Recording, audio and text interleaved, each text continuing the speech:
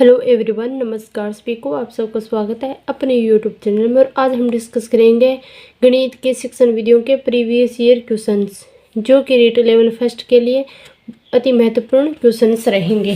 पहला क्वेश्चन कौन सा है हमारा कि निम्न में से कौन सी गणित शिक्षण के मूल्यांकन की विधि नहीं है?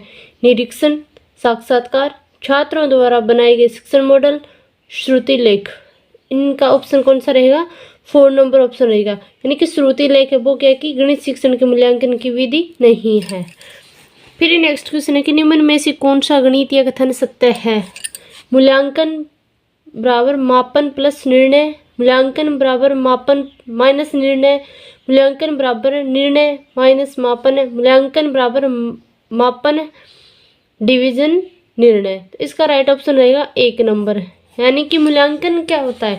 मूल्यांकन होता है मापन प्लस निर्णय। फिर नेक्स्ट क्वेश्चन है कि एक अच्छे परीक्षण की विशेषता है वैधता, वस्तुनिष्ठता, विश्वसनीयता या सभी? तो वैधता, वस्तुनिष्ठता और विश्वसनीयता तीनों ही क्या है कि एक अच्छे परीक्षण की विशेषता है। मूल्यांकन प्रक्रिया संबंधित होती है शिक्षण उद्देश्य से, मूल्यांकन प्रविधि से, अधिगम अनुभव से या इनमें से सभी? तो मूल्यांकन प्रक्रिया है वो शिक्षण उद्देश्यों से भी है, मूल्यांकन प्रविधि से भी है और अधिगम अनुभव से भी संबंधित है। तो इसका राइट ऑप्शन रहेगा 4 नंबर, यानी कि इनमें से सभी। फिर नेक्स्ट क्वेश्चन करते हैं कि गणित के शिक्षण अधिगम संदर्भ में निम्नलिखित में से कौन सी प्रक्रिया वांछनीय है?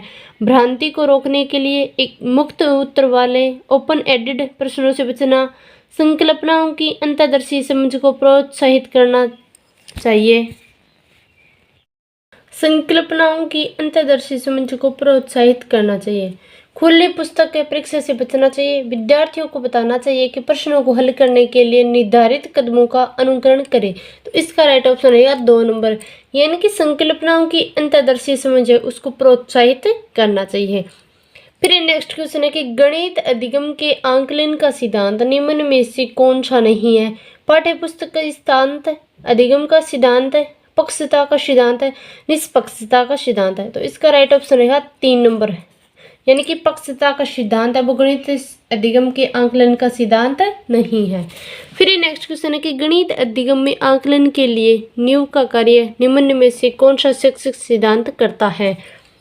पाठ्य पुस्तक का सिद्धांत, अधिगम व समानता का सिद्धांत, पहला या दूसरा दोनों या इनमें से कोई नहीं? तो इसका राइट ऑप्शन रहेगा 3 नंबर, यानी कि पाठ्य पुस्तक का सिद्धांत और अधिगम व समानता का सिद्धांत दोनों ही क्या है कि गणित अधिगम के आंकलन के लिए नींव का कार्य करता है, यानी कि शैक्षिक सिद्धांत है।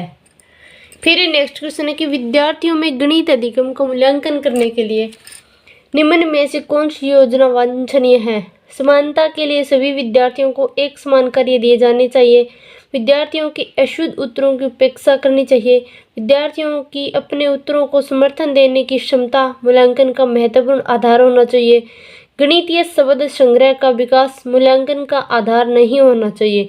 तो इसका राइट ऑप्शन रहेगा 3 नंबर, यानी कि विद्यार्थियों की अपने उत्तरों को समर्थन देने की क्षमता मूल्यांकन का महत्वपूर्ण आधार होना चाहिए। नेक्स्ट क्वेश्चन है कि निम्नलिखित में से कौन सी योजना विद्यार्थियों को गणितीय प्रश्नों को हल करने का शिक्षण देने के लिए सर्वाधिक उपयुक्त है? अनुमान और सत्यापन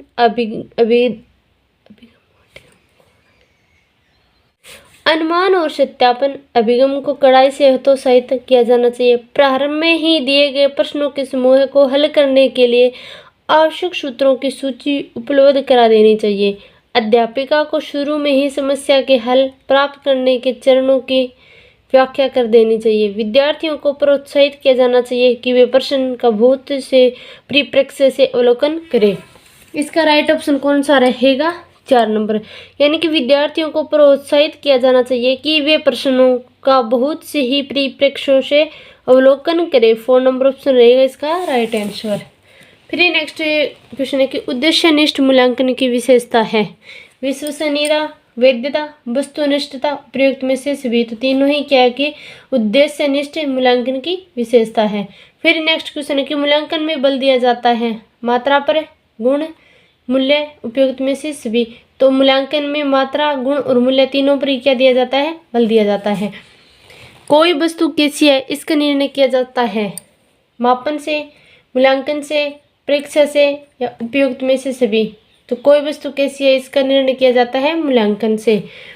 मूल्यांकन प्रक्रिया का मुख्य तत्व है उद्देश्य, मूल्यांकन के साधन, अधिगम, अनुभव, उपयुक्त में से सभी। तो इसका राइट ऑप्शन रहेगा उपयुक्त में से सभी। वस्तुनिष्ठ परीक्षा में शामिल है सत्य असत्य प्रश्न, बहुविकल्पीय प्रश्न, वर्गीकरण पर आधारित प्रश्न, उपयुक्त में से सभी।